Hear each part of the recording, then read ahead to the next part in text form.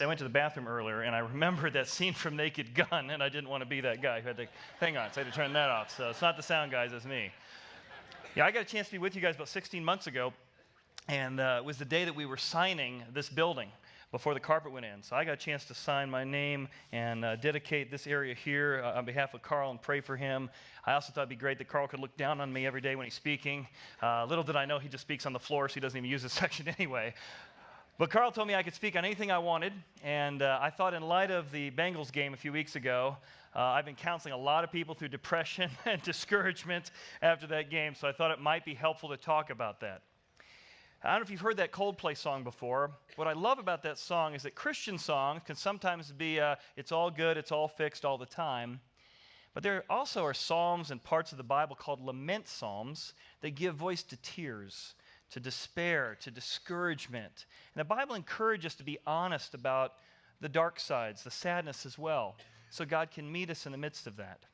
So this morning I want to talk about discouragement and depression for a lot of reasons, because even if you haven't been through one or aren't in one now, there will be a season, a postpartum, a medical issue, or maybe you're helping someone, a spouse, a teenager, a friend, an aging parent. And understanding the Bible's perspective on discouragement can help us not only know where God wants to meet us in the midst of our challenges, but also in how we can help other people in our lives as well. Discouragement and depression has been compared to suffocating while walking around in midair and everyone else is breathing. Having been through some depression myself and my family, I found this illustration helpful to describe what depression looks like. Here in Denver, air pressure is 12.0 pounds of pressure pushing in per square inch here on this water bottle. And yet, you can see it's hard to smash this thing. This thing's pretty solid. And yet there's enough pressure right now, just in normal air pressure, to crush this thing. But the reason it's not crushed is because there's also 12 pounds of air pressure inside pushing out. But if we could remove something from the inside, remove the air from the inside, there's enough air pressure here to crush this thing that I can't crush at all. It's a good example of what happens with depression. For all of us, it might be different, but something comes into our lives. Might be we lose our job. Might be we get news that somebody wants to leave us, divorce. Might be a boyfriend that breaks up with us. It might be watching our daughter's heart break because the boyfriend broke up with her. Might be a job opportunity that fell through. It might be a medical report or an audit. But something happens, and all of a sudden, the normal pressures of life that we were able to be fine with before all of a sudden begin to crush us. We can't handle the things we used to be able to handle because there was a trigger point. We're not sure exactly what the one thing was. We just know it's different now. And I think all of us have a different one. Some different trigger that causes depression or discouragement to come into our life. And when it does, let me light another one.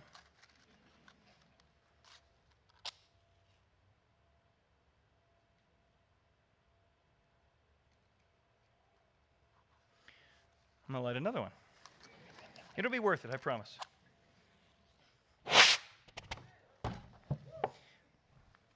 All of a sudden, normal air pressure, without your spirit and your soul being in a good place, begins to just crush you.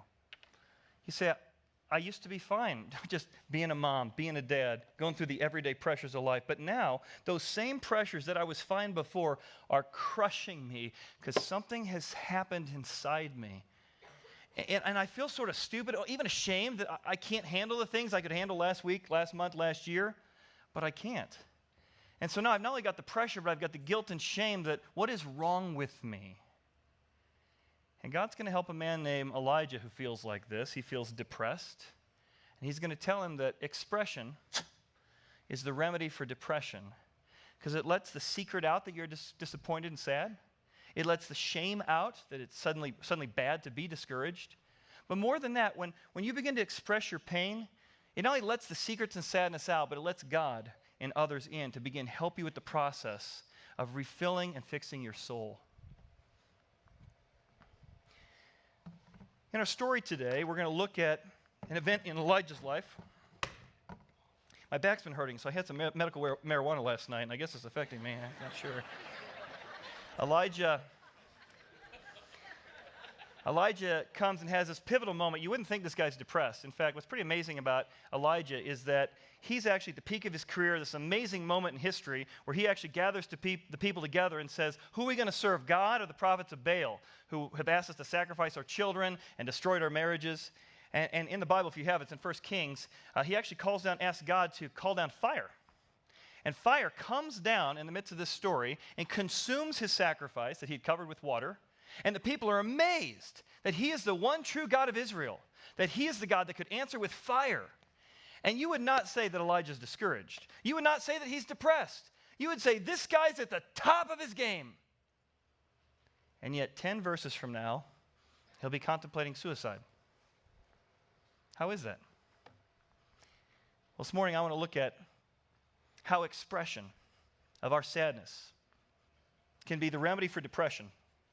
And it can do that as we begin to let the secrets and sadness out and God and others in. We're going to look at the conditions that set Elijah up for depression, the symptoms that come out of him while he's discouraged, and the really practical remedies that God gives. And here's my hope for you, that discouragement can be in your life without controlling your life. There can be hope in the midst of your discouragement, that you can give hope to people who have discouragement. Let's begin by looking at the conditions. You know, I got a chance to visit Mount Carmel, which is the place that Elijah was at. That's me looking cool up there on the screen. So this is me, and this is Mount Carmel behind me as we're hiking our way up. If you see that little white location in the background, I'll put a laser pointer on it. Right about there in the middle, there is a section right before you get to the top. It's still another probably 100 yards up, where there's an olive grove. And it's a huge olive grove, you can see in the photograph here, where 1,000+ people could be gathered. And this is probably the very olive grove that Elijah gathers together 1,000 people to give his big speech, his big calling down of fire. In fact, if you look up from that olive grove, the mountain still goes a little bit higher. You have to climb up this massive cliff to get to the top. There's actually a man in the picture. I'll put my laser pointer on him, see if you can find him. It's like, where's Waldo here? There's Where's Waldo. Look ready and look. There he is. He climbed up to the top and was speaking to us from that cliff. And sure enough, we could hear all of us gathered around, hundreds of us, his speech, which is probably exactly where Elijah stood when he called down fire in this location. Now travel with me. We're going to go up to that spot. Now I'm going to turn the camera around and look back down at the olive grove. And you can see this is probably the location that he stood, set that altar up right there in this spot, and called people back to God in the most pinnacle moment in the Bible, in this incredible career moment of seeing our God is the one true God. This guy's at the top of his game until he's not. There's several conditions that I think are in Elijah's life that you might see as yours, might see a parallel to yours, things that set you up for the possibility of falling into a hole. The first one that we see is after a long wait. You see, Elijah, prior to this moment of going face to face with the prophets, there's been a long wait. They've been waiting for rain for a long time, years in fact. And he doesn't realize how much that has weighed on him, the pressure. You're supposed to make it rain. Why didn't you make it rain yet? When are you going to talk to your God? That long wait has him just, gauges are getting lower and lower. It might be the long wait for adoption, the long wait for a medical test, the long wait for a prayer to be answered. But it's amazing how wait time, as a friend of mine says, the meantime can be a very mean time. And that's going to set him up for a fall. He's been waiting for it to rain. He comes face to face with Ahab and he says, hey, it's going to rain. Go look. Well, I don't see anything. Go look. Oh, I see a cloud the size of a man's fist. It's going to rain. You better be ready. And sure enough, he prays and God makes it rain. And this is spiritual victory time. Which again, you wouldn't think as a guy being set up for depression. But often, right after a spiritual victory, you're set up for a fall. Maybe you were in sports, you remember getting ready for the big sectional game, or maybe you were in drama, you got ready for the big theater and you had opening night and you went for 5 nights, and all your energy, or maybe you're working on closing a big deal at your company, all your energy for maybe a year, 6 months, up, and finally it closes, and right after it closes, all the adrenaline, all the energy, all the effort, boom, you just collapse. Because you expended everything to get to that point and didn't leave any reserves to keep going, and that's what's going to happen to Elijah. He says, prepare, it's going to rain. And it does. The third condition is he says, hey, it's going to rain. Ahab, you better get in your chariot, hop on your horse, and go, go, go, go. Before the rain comes, you're going to get stuck in the mud. So Ahab gets in his chariot, dun, dun, dun, dun, dun, dun, dun, dun, and as he's going along, God comes upon Elijah and says, I'm going to give you the energy to outrun Ahab. So sure enough, he outruns him, pulls up his loins, which is like his dress, because he's a prophet, he's wearing a dress for crying out loud. He outruns Ahab, and again, now his physical tank is getting drained from outrunning a chariot. But it looks like he's at the top of his game. God comes upon him. But when we're physically exhausted, discouragement and depression can kick in. Fourth symptom we see is when you're under extreme pressure. So Ahab tells his wife Jezebel, a very cruel queen in the Bible, what Elijah had done with this whole calling down fire and calling people back to the God of Abraham, Isaac, and Jacob and not the Baals. Jezebel sends an email, a note, a messenger, and says, I'm going to do to you what you did to the prophets of Baal. You'll be dead by tomorrow.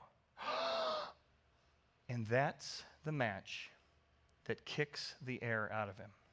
It just sucks the life out of him. He goes from the highest high to the lowest low. I mentioned that I have back pain, so I'm finding myself having to constantly change my position over the last 3 months. But the last 3 months have been a time of extreme pressure in my life, like I've never seen before. Ironically, it began here in Denver at Thanksgiving. We came to have a family vacation, which was great. And I have an autistic son who's 6.5, and I wanted to get him adaptive ski lessons. They have a special program at Beaver Creek. It was a great time, but something happened. I don't even know what it was. But I've been in shoulder therapy for 2 years because of trying to carry him as he gets bigger. My back, I've been teaching him to ski for 4 years, and my back, trying to bend over. So I thought this would be the thing that helped my back. Instead, the last 3 months, my back has been almost unusable because of a total miscommunication between a friend and mine while I was there. He sent me an email and said, because of what happened, I don't think you're qualified to be a pastor, and we are never coming back to church again. Oh, most of it was miscommunication. Some of it was my fault. Some of it was my inability to sort of do normal things while having an autistic son, and because of the air pressure changes here in Colorado, he started headbanging again, and then we headed back 3 months ago to my house, and all of a sudden, he's headbanging. We're having to buy gym mats and attach it to the walls of his bedroom. He's trying to jump over our 2-story balcony and fall to the floor. We're putting in walls. Our house is under construction. He's climbing up cabinetry. We've had to rip down all the cabinets because flour just all over the kitchen, water spilling, hot tubs breaking, which we use him in that 4 times a week for sensory needs. I've had 3 crowns break. I got done with our Christmas Eve services. My back wouldn't work. It's just on and on and on. And in the midst of that extreme pressure, I just said, keep going, keep pushing. You got to get to a tipping point. And I just broke. Things were at the top of my game. But I just broke under the extreme pressure of, God, I just can't keep doing this. I'm running out of resources. I don't know which of those symptoms or conditions you might see yourself in. Back in 1835 in Florence, Italy, there was a man who came in to see a counselor. And he told the counselor that he was going through a difficult time. He wasn't enjoying his job. He wasn't sleeping well at night. He sort of had these anger and fear fantasies and just deep sadness, a numbing sadness with him all the time. And the counselor said, I think you need some joy in your life. Have you ever seen Grimaldi? Grimaldi is this new magician. He's a new clown. He's a new entertainer. He performs 5 nights a week in Florence. You got to go see this guy. It's going to bring some joy into your life, some hope into your life, some laughter into your life. Go see Grimaldi. He will lighten your spirits. I said, I don't want to do that. He says, come on, I'm telling you it'll help. I can't do it, and it won't help. Why? He says, well, I'm Grimaldi. I put on a good show. I look good on the outside, but I'm just struggling with deep sadness within. Elijah, you wouldn't think he's about to be depressed based on these conditions, but they set him up for a fall. In the same way, Grimaldi looked good on the outside, but on the inside he was dying. So what are some of those symptoms?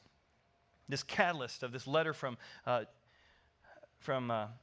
queen begins to unleash these symptoms into his life. Look what happens. The first one, the condition we see is fear. When he saw that, he gets this messenger, he arose and ran for his life. I mean, this is a out of control running. Someone's out to kill me. Really, I'm out of here. And he went to Beersheba, which belongs to Judah. In the midst of all the pressure we've been under, I was trying to give my wife a break. So I was going to take both my sons for New Year's to go see my parents in Central Illinois so she could have 2 days away. And that's right when my back got worse. And so that 5-hour drive made it even worse. And then I found myself for 2 nights waking up every single night at 1 o'clock, 2 o'clock, 3 o'clock with what I can only describe as fear fantasies. I'm a very creative guy. I'm a very innovative thinker. And that works really well in life to help solve problems, think of new ways to approach stuff. But when my imagination works against me, I'm in trouble. I begin to imagine all the financial implications if we have to keep fixing everything in the house. I imagine my health and the decline of my health if I keep having to get strong enough to hold him as he gets bigger and bigger. I imagine needing to institutionalize my son. And how that would break my heart, break my wife's heart.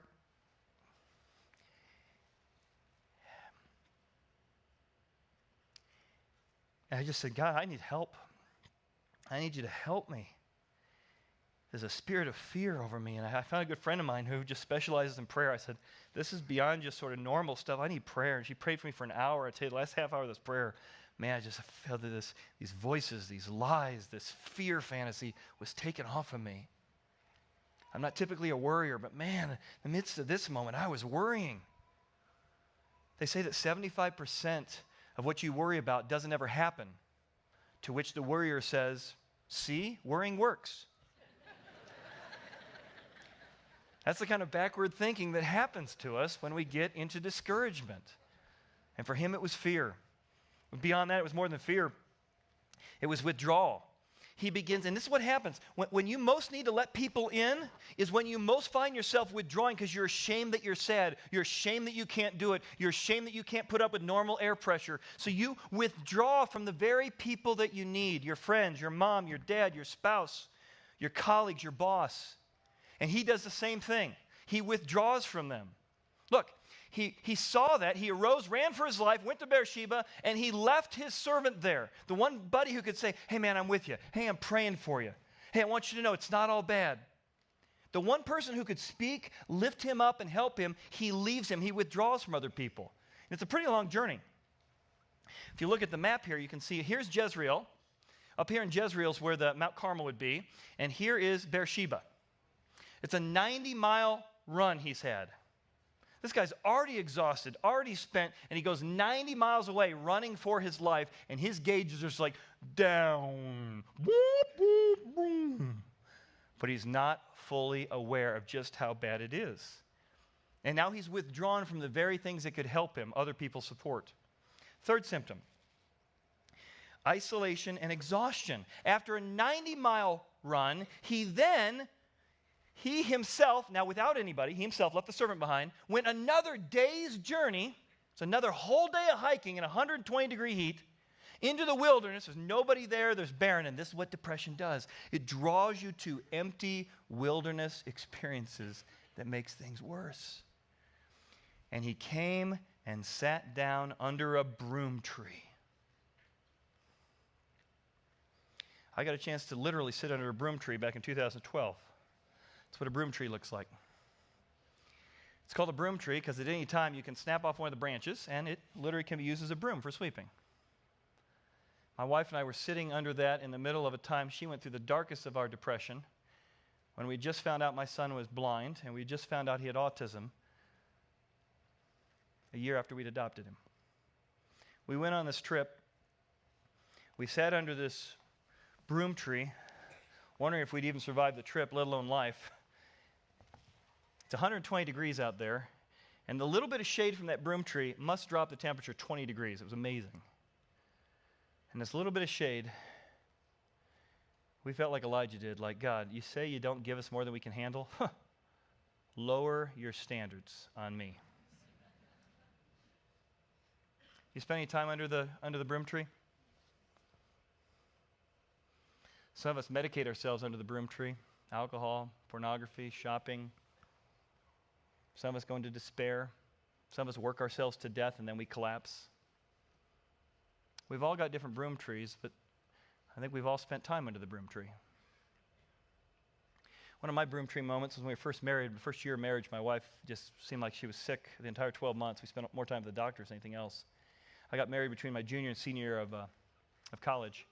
It was a time of really wrestling with God. I spent a lot of time at the top of that apartment building arguing with God why he would treat someone I cared about so poorly. A lot of yelling under the broom tree in LaSalle Avenue. One of the moments that was really a broom tree moment is I remember the night before we had got up and we had gone to some friend's house and taken all of our wedding pictures and all of our wedding videos to show them. Because that's when you do when you're first married. You subject all your friends to all your wedding pictures and all your wedding videos, and they have to say that they're interested. We put it all in a backpack. We left it in the car. We parked on the street like we always do. We went into our apartment that night. Next morning we got up to go to church. And as we're on our way out to get to the car, all of a sudden it's like, oh no. Somebody had smashed the side window. We looked in. They tried to pry out our radio. Oh, they didn't get the radio out. They just mangled the dashboard. Didn't get anything, just destroyed everything. That feeling of violation, of being robbed, being stolen, somebody being in your place. And then we looked in the back seat and the backpack was gone. All of our wedding videos, all of our wedding pictures, and my Bible and some cheesy Christian CD. We went to church that morning, or maybe we couldn't and ended up going the next week. I can't remember. But I still remember the message. I went to my church in Evangelical Free Church in Chicago, and my pastor, Carl Sutter, was there. I was 21 at the time. He gave a message about God meeting Elijah in the midst of his depression. And I found myself over the years during times of despair going back to that passage because of the way God used that moment and that message back in 1994 in my life. And it's become the basis of the lessons God's taught me through these passages since. Because if you keep yourself under that broom tree for too long, you go from isolation to hopelessness. And that's where we find Elijah today. He prays under the broom tree that he might die. He said, "It is enough, O Lord. Now, Lord, take my life." Utter hopelessness. Now look at this. Elijah, the guy who in the book of James says, pray like this guy, a hero of faith, is contemplating suicide. He doesn't hide it. In fact, the writers of 1 Kings didn't hide it. They wrote it out. Here's a godly man contemplating suicide. It's as if the Bible thinks that expression could be the remedy for depression, not hiding it, not the shame of it. And yet suicide is one of the things nobody talks about. And then you have the grief, the hurt, covered with the shame of somebody who committed suicide, then the guilt and condemnation. This last year we've had, I think, 4 people commit suicide, last 2 years at least. I had an assistant in our office came and shared about a friend just last week, another assistant 6 months ago. One of the ladies who helped me do the fundraising for our church 7 years ago, when I got back from Israel, I landed one evening and the very next day I had to get up to do the funeral because her husband had committed suicide. I asked her, I said, do we want to talk about what happened? Because most people don't. She said, yes, I do, because I want people to be free from the shame. And every time somebody thinks about or commits suicide, I always hear the same thing in whispered tones. Did you hear how he died? It's the most selfish act. I heard you don't get to heaven if you commit suicide. Is that true? That's what I shared that day. That's what I'll share with you. Is that some of the greatest people in the Bible contemplated or felt suicidal thoughts. Elijah being one, Moses being one, Jonah chapter 4 being one. If you've ever had feelings of suicide, sadly you're in good company of great men of faith who have struggled with these feelings. And there's no shame in admitting it. But let me talk about why suicide's wrong before we figure out if it's forgivable. See, the reason suicide is wrong is because life does not belong to you. It belongs to God, the author of life. So when you take your life, you've put yourself in the place of God. So that's why suicide's wrong. You're putting yourself in the place of God. You know what happens when you worry? You put yourself in the place of God and think you can control people and circumstances. because you could do it better than him. You know what happens when you hold a grudge and you judge other people? You put yourself in the place of God as judge, and therefore, you want to be the judge and not him. So is suicide wrong? Yes. Is suicide forgivable? Of course. Let me say it again, just to burst through that condemnation and shame you've had in your family for years. Suicide is forgivable. Suicide is not bigger than the grace of God. And God does not want you living under the need for comfort in your grief, combined with hurt, covered all with shame and guilt and condemnation. God wants you to bring out those hurts. The Bible says that we're made as three-part beings, body, soul, and spirit. What causes suicide? Sometimes it's just physical. Your body, bipolarness, or chemical changes because of postpartum. 2 minutes ago, you were fine. 2 minutes later, you would have been fine. But in that moment, something biochemically happened, and you made a decision. But God forgives that. It could be emotionally, almost emotionally or spiritually. It's almost always a lie. You believe some lie. The family would be better without me. I can't keep going. God's not enough. There's some lie you believe. And we're going to find out with Elijah, there's a lie driving his behavior. And until he captures that lie, it's going to keep pushing him deeper into depression. But God wants to meet you in the midst of your grief. He grieves with those who grieve. He rejoices with those who rejoice. That's the power of what God does, even in the midst of moments of hopelessness. But what's the lie that's driving Elijah? Well, we find that next. It's the next symptom. Comparisons. He tells God, he says, while he's under the broom tree, the problem is I'm no better than my fathers. Who says you have to be?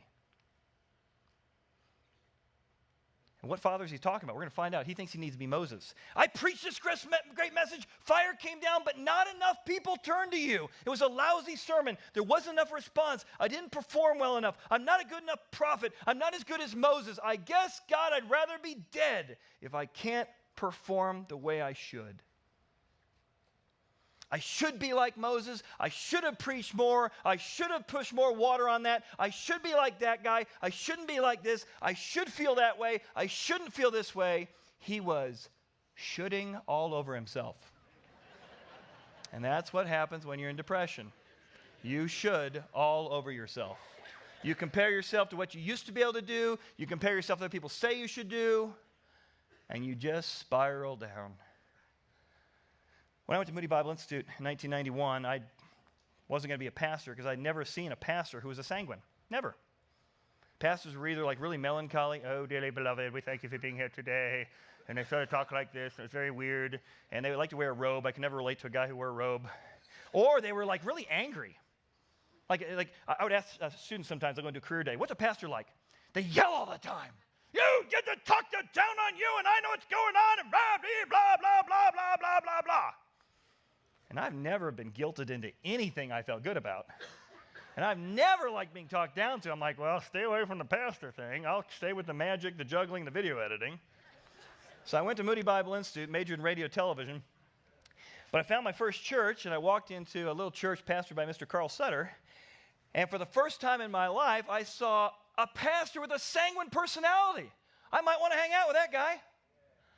And he had this whole sort of Christian Rodney Dangerfield personality thing going on that was just hilarious. And I thought, if that guy can be comfortable with himself, maybe I can be comfortable with myself. And honestly, I'm in ministry 20 years now because of the impact of Carl in his life. And every week, hearing him make the scripture come alive.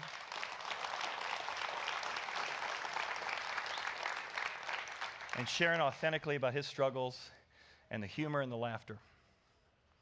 And God showed me I didn't have to be like somebody else. I could follow his leading for my life by being who he made me to be. Let's get to some remedies, because now it gets good. So God shows up to this guy who's really in a bad place.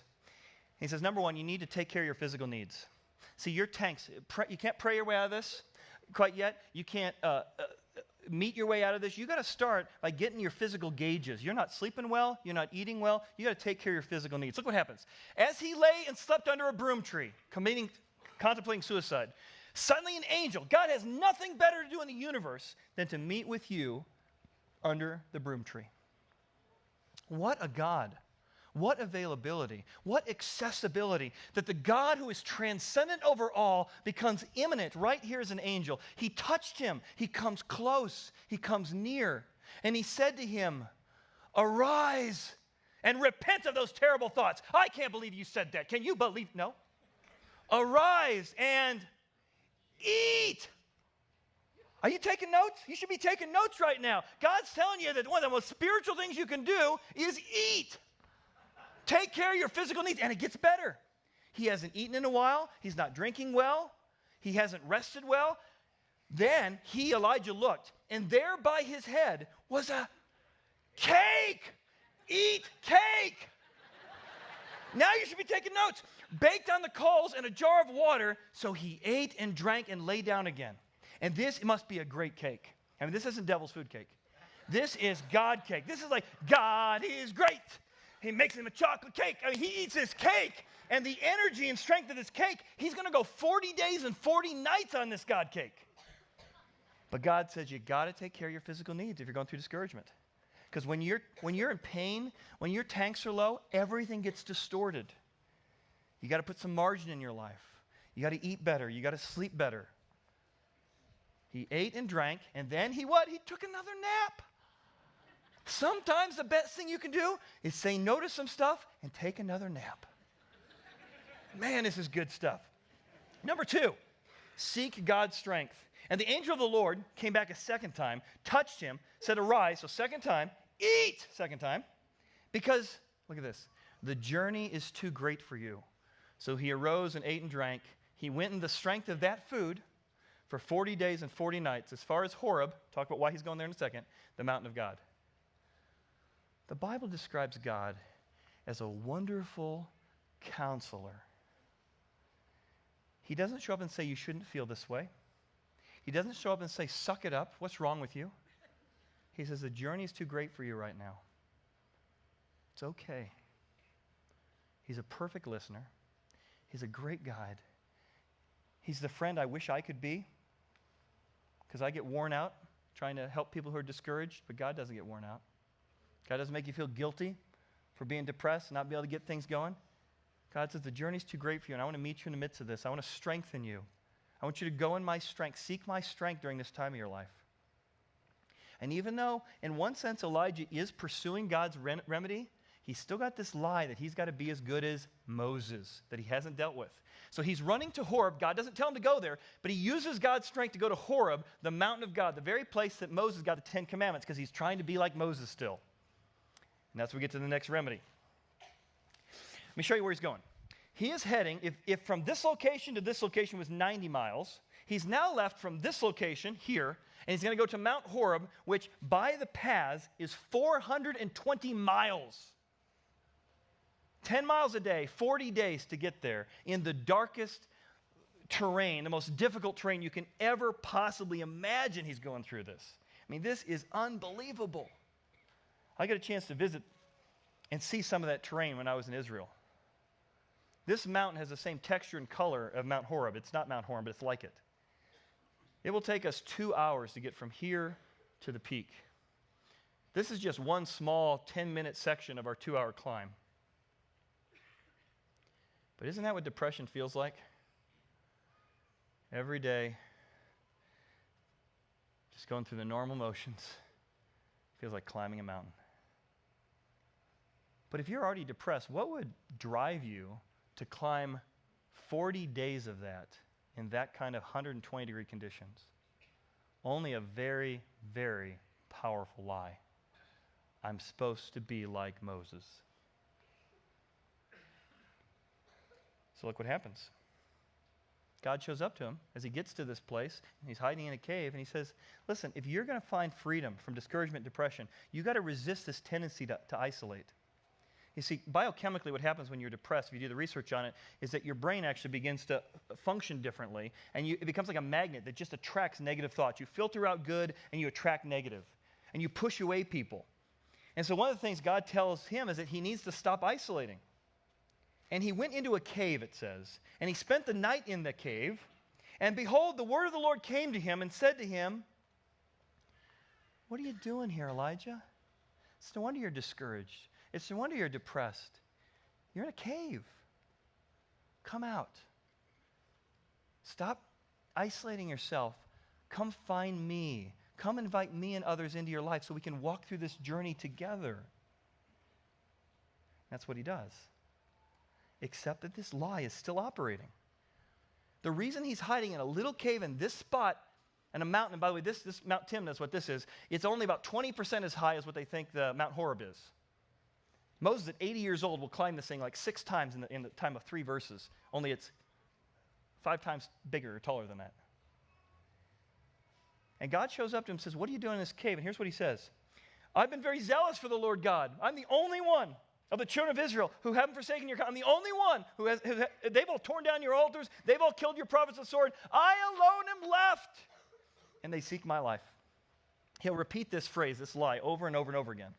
And God says, if you want to be free, you got to capture your stinking thinking. You're not alone. He'll tell them in a few verses, there's 3,000 who haven't bowed down to Baal. You got to stop telling yourself you're the only one who's been zealous. This sort of subtle sense of depressive pride. I'm the only one trying to live for you, God. I'm the only one. You got to repent of the pride of your depression. Capture the lie that you need to be like Moses. And if you'll capture your stinking thinking, I can help bring you some freedom here. Next, you need to rediscover your relationship with God. He says, come out of the cave. I want to show you something. I want you to go out and stand on the mountain before the Lord. Behold, the Lord's going to pass by, and a great and strong wind tore into the mountains, broke the rocks in pieces before the Lord. But the Lord was not in the wind. And after the wind, an earthquake. But the Lord was not in the earthquake. After the earthquake, a fire. But the Lord was not in the fire. After the fire, a still, small voice. Now, why does God use a fire, an earthquake, and wind? God's like saying, hey, what'd be cool? No. He specifically picks those for a reason. Let me go back to Exodus with you for a second. When Moses got the 10 Commandments, look what happens. There's smoke, there's fire, and there's an earthquake. So God says, all right, you're trying to live in the past of what I did for somebody else. I'll give you wind, I'll give you an earthquake, I'll give you fire, but I'm not in that. You don't need to be like Moses. You don't need to meet me the way Moses did. There's not the expectation of being like somebody else. Rediscover me in the still, small voice.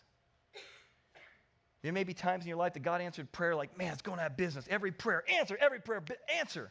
And you want to go back and live in the past, and God says, no, we can't live in the past. I want you to rediscover me now, not in the big things, but in the little things. I want to be the voice of comfort, the voice of wisdom, the voice of truth. I want to whisper hope to you at 2 a.m. when you really wish you were asleep. You start praying to me and saying, God, I need you to be with me. I don't know what's going to happen in 5 years, 10 years, 2 years. I need the next 5 minutes you to be faithful. And you're going to hear him say, I am with you. Lastly, he tells Elijah he's got to change his patterns. You got to stop resisting. You got to stop lying. You got to stop repeating this stuff to yourself. I need you to go. Return on your way to the wilderness of Damascus. When you arrive, I got stuff for you to do. You're hiding out in the cave. You don't think you're worth anything anymore. I need you to anoint this guy and anoint that guy. And Elijah, the son of, you shall anoint as a prophet in your place. And look what he says about Elisha. He says, you need a friend. You need community. You need to bring somebody into your life. I'm going to partner you up, team you up with Elijah and Elisha so you have somebody who can encourage you, who can pray for you, who can help you, who can support you. You need to change the patterns in your life, your thinking, your thoughts, your prayers to reconnect with me. Boys, I've been going through one of the toughest last 3 months of my life. One of the things my wife and I have done is what I'd like to encourage you to do. Learn how to express your need. My greatest sin, my greatest problem is self-sufficiency. That's the thing that's been used to destroy me. It's my greatest strength and my greatest weakness. The last 3 months have been a whole lot more, God, I can't do it. I don't know how to do it. I need your help. And God is sustaining me. I'm asking other people for help. I'm beginning to express need, not feel shame about needing help, and letting God and other people in. Here's what my wife and I have done. I encourage you to do today. Well, maybe after the game you can do this, but think about it at least. I want you to identify one symptom that you resonated with as I talked. It's that isolation chat. Oh, it's the exhaustion. I'm just going 120%. Oh, it's the withdrawal. It's the fear. Pick one symptom, and I want you to specifically pray for God's faithfulness for one of his remedies. It's the nap. It's the cake. It's the hearing his still small voice. It's inviting other people in. It's trying to identify that lie that's driven you to make these decisions. But I want you to find one lie, one symptom, and one remedy, and ask God. He will be so faithful to meet you where you're at. So faithful. My wife and I now, we go on a date every Friday night, but we've added every Sunday night. We have a marriage staff meeting where we basically manage all these projects, all these pressures. We have a list of what do you need to be filled up, what do I need to be filled up, how are you doing? We've hired somebody to help us part-time in the house. We just have 10 hours of relief from some of the ongoing pressures of autism. We've tried to make sure there's more fun in our life because I'm a sanguine. I am fueled by fun, and there just hasn't been enough fun in my life. So I'm doing a lot more fun things, but I was feeling guilty because when I went to go skiing, I'd feel bad because then she was left with sort of the burden. So we sort of did all kinds of coordination, which I hate, just all that effort. But to make sure that the person's coming to help, it's a window that I can take my teenager skiing at the same time that my wife can go and just have some relief. How to coordinate all the complexity of this to make sure we both get filled up. And I'm telling you, God has been using that. And I'm telling you, we're praying at night like we've never prayed before. Every night, hold hands. God, help! And maybe a few other details. That's pretty much what it sounds like. I'm telling you, God has been meeting with me in ways I've never seen before in the midst of my dependence. Carl mentioned earlier, Fast Track Bible. If that can be a help to you, again, I'm not here to make money. We're going to give that away. If I come again, I'll bring extra copies, and I'll upcharge it a lot because Carl said I could. But I really just want to help people. And so we found that people just didn't know, where do you find a part of the Bible about depression? Man, I didn't even know this was in here. I wish I knew that. I wish I knew more of the Bible, where I can go when I need this stuff. So if you want to go to Fast Track Bible, there's also a small group curriculum there. There's a CD of me teaching through the whole Bible that you can buy. I think it's like $25 or something that Lifeway did. If you want to hear other messages about depression, I did a whole 6-week series on it. You can go to our website, horizoncc.com, or another book that Random House did with me called Godonomics. But again, I'm not trying to sell my stuff. You can also go, again, to Foundations to get the PDF free. I'm trying to get you into the Bible where you can start hearing the promises of God, know where to go to hear the promises, and get that unlocking power of hope to come against discouragement in your life. That's what I want for you. We had a staff meeting about a year ago as we were working on a series on God meeting us in our emotions. And one of our creative guys said to me, he said, since we're talking about discouragement, can I just admit that I've suffered from depression for many years? I've known this guy for 2 years, didn't know that. I said, really? He just opened up and expressed where he'd been and how he'd felt. And we just sort of stopped the meeting and the agenda and said, well, let's talk about that. And he said, you know what helped me the most? He said it was this ridiculous infomercial kind of video that I saw about a black dog. What are you talking about? So he pulled it up on YouTube and we watched it. And we watched it. It was so impactful to all of us in that meeting. It created all kinds of great discussion that we decided to show it in a service. And many people went, oh, that exactly explains where I'm at.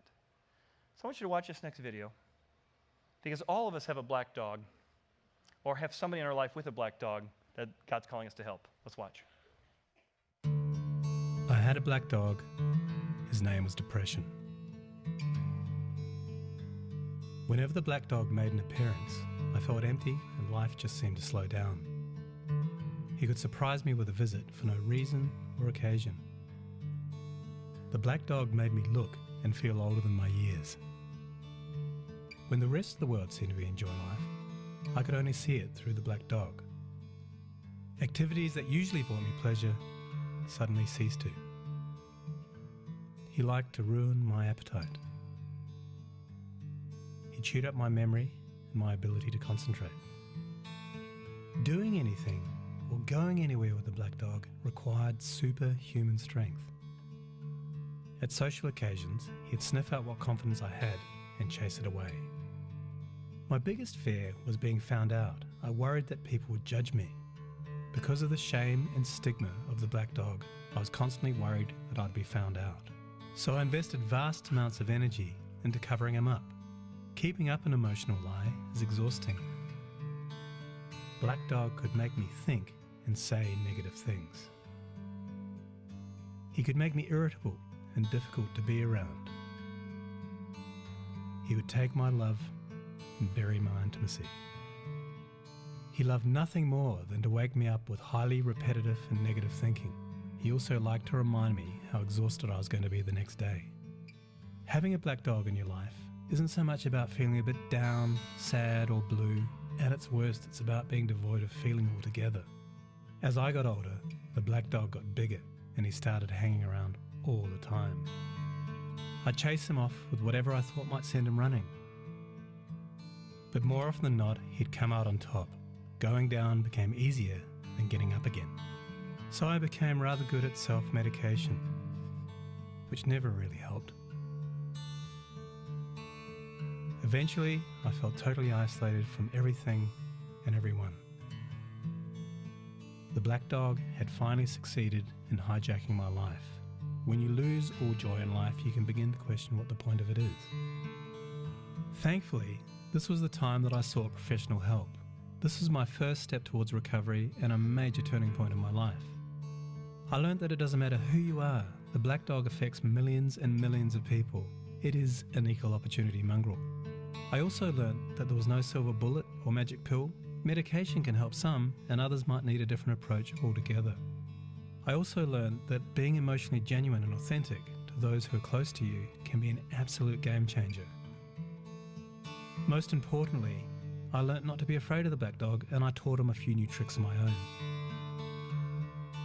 The more tired and stressed you are, the louder he barks, so it's important to learn how to quiet your mind.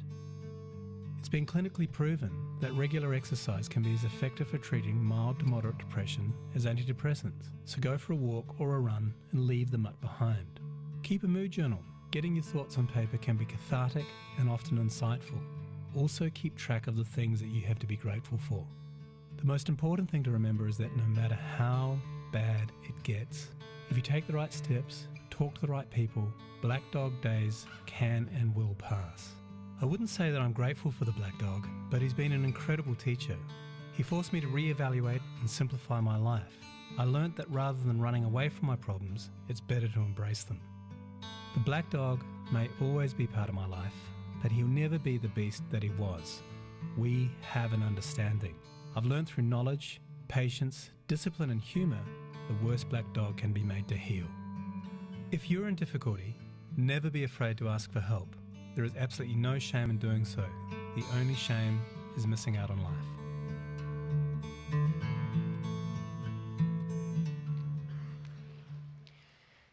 Maybe you have a black dog in your life, and I want you to know God has incredible promise for you. In fact, you know, at Foundations, there's professional counselors. If you want to call the church office who could help on that journey. There's people who could pray for you. I'm telling you, having somebody pray for me just brought so much lifting that spirit of fear. But also worship is a powerful tool, because in worship you begin to meditate on things that are true about God and about His promises rather than the things you're telling yourself. One of my favorite promises in the book of Joel, it says, God will repay, or God will restore for the years the locusts have eaten. Or in this case, God can restore for the years the black dogs have destroyed. I want to pray a blessing of healing and hope over you, and then we're going to stand and we're going to sing about the promises of that God who wants to meet us in the midst of our challenges. Father, for each person that's here, Father, will you rejoice with those that rejoice today, but also grieve with those who grieve. You know despair like no one knows despair. You stood on a cross and you cried out in utter agony, my God, why have you forsaken me? You are the high priest that can sympathize and empathize with us. You know what it's like to lose a friend. You know what it's like to lose a son. You know what it's like to have your best friend turn back and deny you and to take a bribe for you. God, you've been through it all. You tell us in this life there will be trouble, but take hope, for I have overcome the world. May your Spirit speak hope. We cast out the spirit of fear, of lies, of darkness, of depression from this place. And we ask that only your kingdom and your Spirit will be welcome here in these next few moments as your truth overcomes the lie, because you are everything we need. In Jesus' name. Will you stand and join me as we say, Amen.